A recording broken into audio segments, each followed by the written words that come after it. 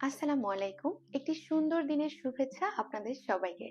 আশা করছি সবাই ভালো আছেন। আলহামদুলিল্লাহ আমিও ভালো আছি। মাহিমা আর ইসলাম আমার এই ইউটিউব চ্যানেলটিতে ডেইলি লাইফের বিভিন্ন বিষয়, এক্সপেরিয়েন্স এবং মোটিভেশন রিলেটেড কনটেন্ট আপনারা পাবেন। আমার কনটেন্ট যদি আপনাদের ভালো লেগে থাকে, so please share it to your friends and family, and of course subscribe to my channel, and there is a bell button.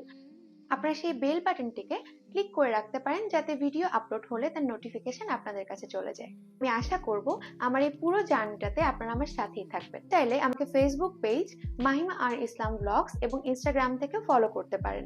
আমার ফেসবুক পেজ এবং ইনস্টাগ্রামের লিংক আমি আমার ডেসক্রিপশন বক্সে দিয়ে দিয়েছি।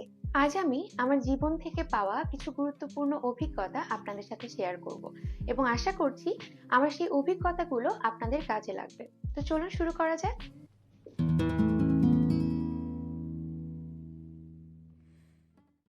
পৃথিবীতে এমন একজন মানুষও কি আছে যে তার নিজের জীবনে খুশি থাকতে চায় না? না, নেই। কারণ আমরা প্রত্যেকেই খুশি থাকতে চাই আমাদের নিজেদের মতো করে। এই যে আমরা প্রত্যেকে নিজেদের মতো করে খুশি থাকতে চাই, যেহেতু এর কোনো নির্দিষ্ট সংজ্ঞা নেই এবং নির্দিষ্ট কোনো উপায় নেই, তাই আমরা সঠিক বুঝতে পারি না যে কি করলে আমরা খুশি থাকবো।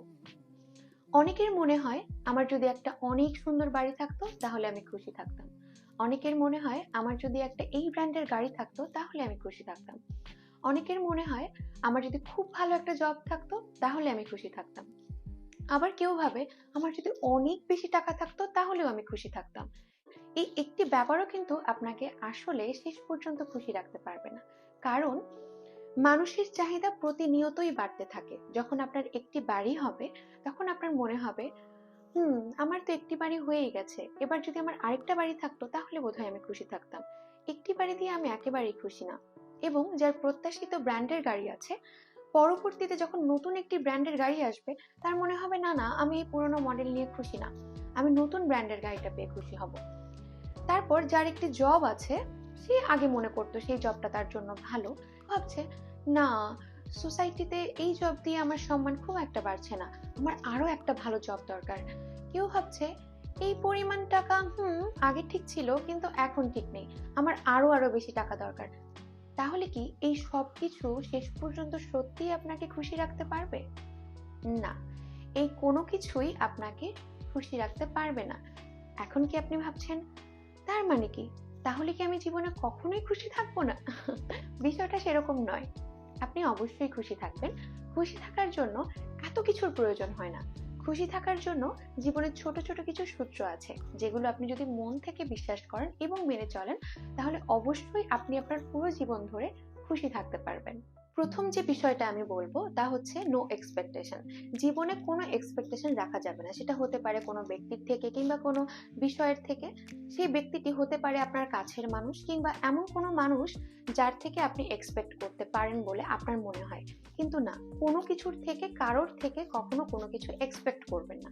যদি আপনাকে কারোর প্রয়োজন হয় কিংবা আপনার নিজের মন থেকে মনে হয় যে আপনি কারোর জন্য কিছু করতে চান, অবশ্যই সেটা ভালোবেসে করুন এবং এক্সপেকটেশন না রেখে করুন। যদি আপনি মনে করেন যে আমি ওর জন্য কিছু করছি তার মানে ও আমার জন্য ভবিষ্যতে কিছু করবে, সেরকম কিছু নাও হতে পারে। যদি এরকম হয় যেটা আপনি সেই মানুষটার থেকে কিংবা সেই বিষয়টার থেকে আশা করছেন কিন্তু সেটা ঘটছে না, তখন আপনি মানসিকভাবে যথেষ্ট আহত হবেন এবং যে বিষয়টা আপনাকে খুশি থাকতে দেবে না। তাই কখনোই জীবনে এক্সপেকটেশন রাখা যাবে না, কারোর থেকে না, কিচ্ছু থেকে না। যদি কেউ আপনার জন্য কিছু করে তাহলে আপনি মনে করবেন জীবনে সেটা আপনার বাড়তি পাওনা। এমনকি যদি সে আপনার প্রিয় মানুষটাও হয়, প্রিয় বন্ধু হয় কিংবা পরিবারের কেউ হয়, তবু আপনি মনে করবেন এটা আপনার জন্য বাড়তি পাওনা। এরকম কখনোই ভাববেন না ও আচ্ছা এটা তো ওর করারই ছিল, এটা তো ও করবেই, এটাই তো স্বাভাবিক, কারণ আমি তোর কাছের মানুষ, আমি তোর প্রিয় বন্ধু, আমি তোর ফ্যামিলির একজন।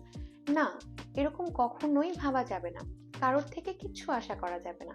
আপনি শুধুমাত্র আপনার দায়িত্বটা পালন করুন। নিজে অন্যদের জন্য করার চেষ্টা করুন, আপনার প্রিয় মানুষদের জন্য করার চেষ্টা করুন, কিন্তু কখনো তারা আপনার জন্য করবে এরকম কোনো কিছু এক্সপেকটেশন রাখা যাবে না। তাহলে আপনি খুশি থাকতে পারবেন। সেকেন্ড যে বিষয়টা নিয়ে আমি কথা বলবো তা হচ্ছে নো কমপ্লেন। কোনো রকমের কোনো অভিযোগ করা যাবে না। যদি আপনি কাউকে বলেন তুমি তো আমার জন্য কিছুই করোনি, তুমি আমার জন্য এটা করতে পারতে, ওটা করতে পারতে, সেটা করতে পারতে, কিন্তু তুমি আমার জন্য কিছুই করোনি, না, এভাবে কখনোই কাউকে বলবেন না। এতে যা হবে, আপনি যাকে বলছেন তার যেমন মানসিকভাবে সে আহত হবে, তেমন আপনিও মানসিকভাবে একটা অশান্তিতে ভুগবেন। নিজে নিজেই বিরক্ত হয়ে যাবেন এই কথাগুলো বলতে গিয়ে, এবং তাতে আপনার মানসিক শান্তি হারাবে। আপনি কখনোই আর খুশি থাকতে পারবেন না। বরং আপনি জীবনে যা কিছু পেয়েছেন সেই ব্যাপারগুলোকে কাউন্ট করুন এবং তার জন্য কৃতজ্ঞতা প্রকাশ করুন।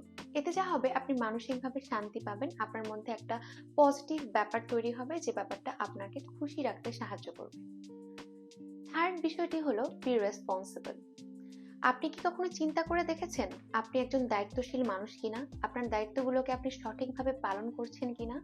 হতে পারে আপনার সমাজের ক্ষেত্রে, হতে পারে সেটা কাজের ক্ষেত্রে, হতে পারে সেটা পরিবারের ক্ষেত্রে।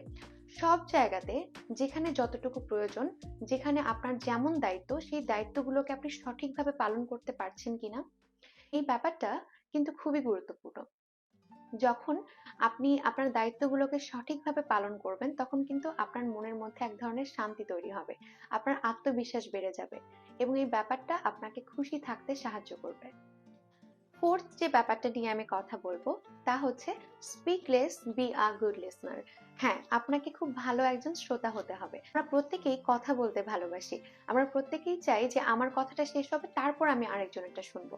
আপনি যেরকম করে ভাবছেন, আপনি যাকে বলতে যাচ্ছেন সেও কিন্তু একই রকম করেই ভাবছে। তাই আপনি আগে তার কথাটা শুনুন, সবসময় অন্যদের কথাটাকে গুরুত্ব দিয়ে শুনুন। একজন মানুষ যখন আপনার কাছে কিছু বলতে এসেছে, সে ঠিক যতটা গুরুত্ব দিয়ে কথাটা বলছে, আপনিও ঠিক ততটাই গুরুত্ব দিয়ে কথাটা শুনুন।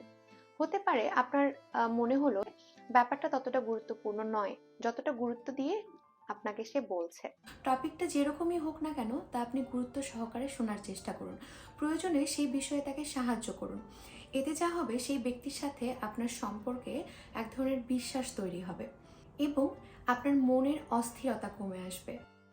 সবসময় আমাদের উচিত অন্যের কথা আগে শোনা এবং নিজেরটা তারপরে বলা, এবং অনেক সময় এই ব্যাপারটা আমাদের নতুন কিছু শেখাতেও সাহায্য করে। ফিফথ যে বিষয়টা নিয়ে কথা বলবো তা হচ্ছে নো কম্প্যারিজন। আপনি যেমন তাতেই সন্তুষ্ট থাকার চেষ্টা করুন, কখনোই নিজেকে অন্যের সাথে তুলনা করবেন না, কারণ আপনি যেমন তেমনটাই বেস্ট। নিজের জায়গা থেকে নিজের সবচেয়ে ভালো দিকটা বা ভালো গুণটা আপনি খুঁজে বের করার চেষ্টা করুন এবং সেটাকে ডেভেলপ করুন। তখন দেখবেন নিজেকে আর অন্যের সাথে তুলনা করার কোনো প্রয়োজন হচ্ছে না। আপনি নিজেকে নিয়ে নিজে যথেষ্ট খুশি থাকবেন। নাম্বার 6 এ যে বিষয়টি আছে তা হচ্ছে ডোন্ট রিগ্রেট। কোনো বিষয়েই প্রয়োজনের বেশি অনুশোচনা করতে যাবেন না। যেমন, যদি আমি এই কাজটাকে এভাবে না করে ওভাবে করতাম, তাহলে হয়তো আরো বেশি ভালো হতো। যদি আমি ওই জায়গাটাতে এটা পছন্দ না করে ওটা পছন্দ করতাম, তাহলে বোধহয় আজকে আরো ভালো কিছু হতে পারতো। এরকম ব্যাপার কখনোই নিজের মনে আসতে দেবেন না। অতীতের ব্যাপার আপনি যত বেশি ভাববেন, আপনি তত বেশি হতাশ হয়ে পড়বেন। কারণ আমরা কখনোই অতীতকে পরিবর্তন করতে পারি না। তবে হ্যাঁ, অতীতের থেকে শিক্ষা নিয়ে আমরা ভবিষ্যৎকে সুন্দর করতে পারি। তাই ভবিষ্যৎকে নিয়ে বেশি বেশি ভাবুন। ভবিষ্যৎকে কি করে আরো সুন্দর করা যায়, নিজেকে কিভাবে আরো বেশি ভালো করা যায়, সেই দিকটা নিয়ে ভাবুন। কখনোই অতীতকে নিয়ে ভাবতে যাবেন না। এই বিষয়ে যা বলবো তা হচ্ছে ডোন্ট বি জাজমেন্টাল প্লিজ। কাউকে বা কোনো বিষয়কে পরিপূর্ণভাবে না জেনে কখনোই বিচার করতে যাবেন না। কোনো বিষয়ে মন্তব্য করার আগে অবশ্যই নিজে নিশ্চিত হয়ে নেবেন যে সেই বিষয়টা সম্পর্কে আপনি পরিপূর্ণ ধারণা রাখেন কিনা। একটা কথা আছে, আমরা প্রত্যেকেই জানি, ডোন্ট জাজ আ বুক বাই ইটস কভার। কোনো একটা বিষয়কে পরিপূর্ণভাবে না জেনে যদি আপনি মন্তব্য করেন এবং এর ফলে যদি কোনো ব্যক্তি মনে কষ্ট পায়, তাহলে তা হবে যথেষ্ট অন্যায়। আর এরকম একটা কাজ করার পর আপনি কিন্তু কখনোই নিজেকে একজন উঁচু মানের মানুষ ভাবতে পারবেন না। তাই কখনোই এরকম ভুল করতে যাবেন না। আগে একটা বিষয়কে পরিপূর্ণভাবে জানবেন, তারপরে প্রয়োজন হলে সেখানে মন্তব্য করবেন। তাই অহেতুক কোনো বিষয়ে না জেনে কাউকে বা কোনো বিষয়ে নিজের মন্তব্য জানাতে যাবেন না। এরপর আসি আরো একটি গুরুত্বপূর্ণ বিষয়, তা হলো number 8, positive thinking and avoid negative things, negative people around you. Positive thinking এর মাধ্যমে আপনাদের মনে ডিপ্রেশন তৈরি হওয়ার সম্ভাবনা কমে যাবে। যে কোনো পরিস্থিতিকে সহজ করে মেনে নিতে পারবেন। পজিটিভ থিঙ্কিং এর মাধ্যমে কোনো বিষয়ই আপনাকে সহজে কষ্ট দিতে পারবে না। এবং নেগেটিভ থিংস, নেগেটিভ পিপল কেন আমি অ্যাভয়েড করতে বলছি, কারণ নেগেটিভ মানুষ আপনার মনের মধ্যে এক ধরনের দুর্বলতা তৈরি করবে তাদের চিন্তা এবং তাদের মন্তব্যের মাধ্যমে। আমাদের কাজের স্পিড কমে যাবে এবং আমাদের মনে হতাশার তৈরি হবে। আমাদের সুন্দর পরিবেশটা খারাপ হয়ে যাবে। তাই সবসময় চেষ্টা করবেন আপনার আশেপাশে নেগেটিভ মানুষ এবং নেগেটিভ যে কোনো বিষয়কে যতটা সম্ভব অ্যাভয়েড করে চলার। এবার আমি আমার অভিজ্ঞতার ঝুড়ি থেকে সর্বশেষ সূত্রটি আপনাদেরকে বলবো। তা হলো respect all and enjoy your life. সবসময় অন্যদেরকে শ্রদ্ধা করার চেষ্টা করুন। আপনার আশেপাশে যারা আছে সে যেমনই হোক না কেন, ছোট বড়, আপনার পছন্দের বা অপছন্দের যেই হোক না কেন, প্রত্যেককে শ্রদ্ধা করার চেষ্টা করুন। যখন আপনি অন্যদেরকে শ্রদ্ধা করবেন তখন অন্যরাও আপনাকে শ্রদ্ধা করবে। জীবন একটাই, তাই জীবনের প্রত্যেকটা অধ্যায়কে পরিপূর্ণভাবে উপভোগ করার চেষ্টা করুন। আপনার আশেপাশের সবাইকে নিয়ে আনন্দে বাঁচুন। আমার এই সবগুলো সূত্র মিলিয়েই কিন্তু একটা প্যাকেজ, তাই কোনোটাকেই বাদ দেওয়া যাবে না। সবগুলোকে আপনার মন থেকে বিশ্বাস করে মেনে চলার চেষ্টা করবেন, তাহলে আপনি আপনার জীবনে খুব সহজে খুশি থাকতে পারবেন। আমার এই ভিডিওটি সম্পর্কে যদি আপনাদের কোনো মতামত থেকে থাকে তাহলে অবশ্যই আপনারা আমাকে কমেন্ট বক্সে আপনার মতামতটি জানাতে পারেন।